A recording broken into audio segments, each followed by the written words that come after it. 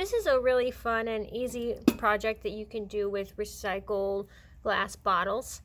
I'm going to finish it up today. It is a unicorn.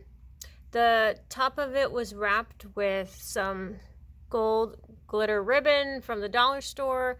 The whole thing was just painted with 3 or 4 coats of this Craftsmart brand multi-surface paint. I use the multi-surface one because it dries with a little bit of a shine.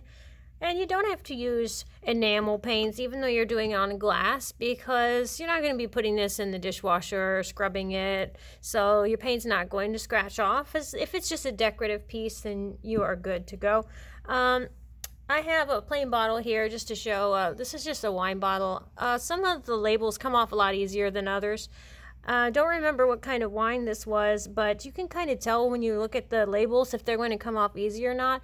You usually just kind of get them wet with a sponge, or even soak them in the sink overnight.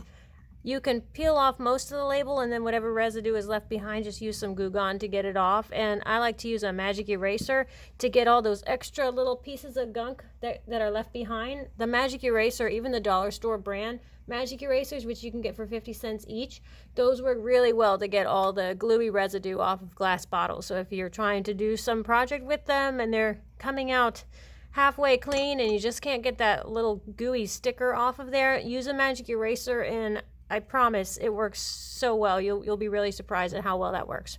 So I wanted to show how to make a pom-pom really quick, because the mane of this unicorn is going to be down the back with pom-poms. I really love the glitter that's on here, this big chunky glitter. I got this one at Walmart, and it has the fine glitter in there, but you can also see the bigger pieces mixed in, and it's just so nice. It's like snow. And when your paint is wet, shake some of this on and it'll stick all over your wet paint. Or you can always put Mod Podge over the paint later on and shake the glitter over the Mod Podge. I did the eyelashes with the paint marker once it was really, really dry. Don't ever try to use a paint marker on even slightly wet paint. If it was freshly painted and you try to draw over it with a paint marker, you're going to probably rip up the paint where you had it on the glass. It'll come off, and it might even ruin your paint marker whenever they get wet or go through a little bit of damp paint. It will ruin the tip of the marker and they'll be garbage. So I've already got a few little pom-poms that are going to be part of the mane. I'm going to do it in a rainbow. So I've got the blue one, the teal/green, and then the yellow.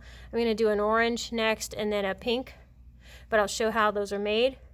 I just, the old-fashioned way to do it is to cut a piece of cardboard and wrap your yarn around the cardboard so many times. You usually pick a number and count to whatever even amount you choose, if it's 50 times around or 20 times around. So that way, if you're making multiple pom-poms, they all come out the same size. I'm just going to unravel some of this ball of yarn. I don't really like working with yarn that's been wrapped into a ball, because then it rolls away from you, or the cats try to grab it from me while I'm trying to do something.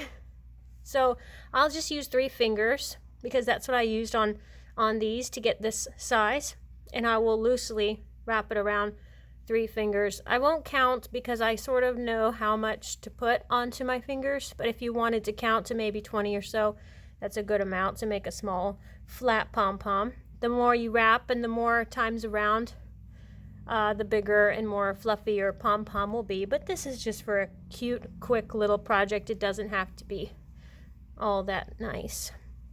So I think that's about what I had on the other ones. I'm going to hold it in the middle while I take my fingers out, cut that off, and cut myself a little piece that's long enough to work with, because I'm going to tie it in the middle.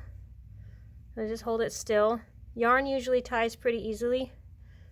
It has a sort of a grip to it when you do your double knot, so you don't really need someone to hold a finger down to make sure it doesn't unravel. It does a pretty good job of that all on its own. Sort of tie it in the middle, make sure it's even and as tight as it can be. Sometimes you can always move the center over a little bit if you're a little bit off and not perfectly centered, but it doesn't really matter because you'll fluff it up anyways, and you can't always see the middle, and if it was uneven you won't be able to tell. Then you just go through and cut your loops, cut as many as you can see right away, and then go back and cut the ones you missed because you can't see them all. any which way. Just go in and try to get all of those. I got those. Let's get these.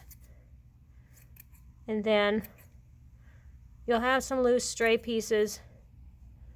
You'll just want to trim those so it's rounded. I don't want any wild pieces on this one. If the other ones were wild, I would have left this one the way it is, but I sort of want it to have that even shape where they're all the same length all the way around. We're going to do the same with the pink one. Wrap it around your fingers until you have what feels like the same amounts on there. That's pretty good. And I can tell that this yarn is a little rougher, so it's going to knot even easier than the orange one because the orange yarn is a little softer. The silkier yarns don't knot as easily. Sometimes you do need somebody to hold the middle still for you just while you're getting your piece wrapped around. And then do your double knot, cut your loops. Guess these were pretty big in the 70s. Not so much anymore, but you can do cute things with them. And you don't need to buy a fancy tool. They do make some pom-pom makers that I've seen at Michael's, but you don't need to buy something like that. They're really easy to do on your own. Got some long pieces, so I'll trim those up. Now I'll just show you how we attach it to the bottle to make the mane going down the back. Okay, so the mane is going to go right down the back from the bottom of the horn until wherever these pom-poms stop. And I'm going to start with, because I'm going to arrange them this way. So I've got this order. So I'm going to start with my pink one right up at the top. I'm not going to make a line of glue to stick them all on because I want to make sure that my glue doesn't dry before I get there. So I'll stick that right on. Don't really want a space in between them. If it's going to look like a mane, you want them to be pretty close up together. That's my orange one. My yellow one will go here. These are fun because you can customize the mane color and do whatever you want. The variegated yarn looks nice on this too if you use a pastel color. I didn't have the green I was going for. I wanted a nice light lime green, but I didn't have that, so I used teal, and it works as it goes from yellow to blue easily. And there's my blue one. If I had a light purple, I would have stuck a purple down at the bottom, but the mane goes down just about as far as I'd like it to go. So the side view is super cute, and it's got this fluffy, fun mane on the back. And then if you were going to set it up to display somewhere, I just set him up at an angle so that you can see all parts of him. Oh, the other thing is the ears are made out of fun foam.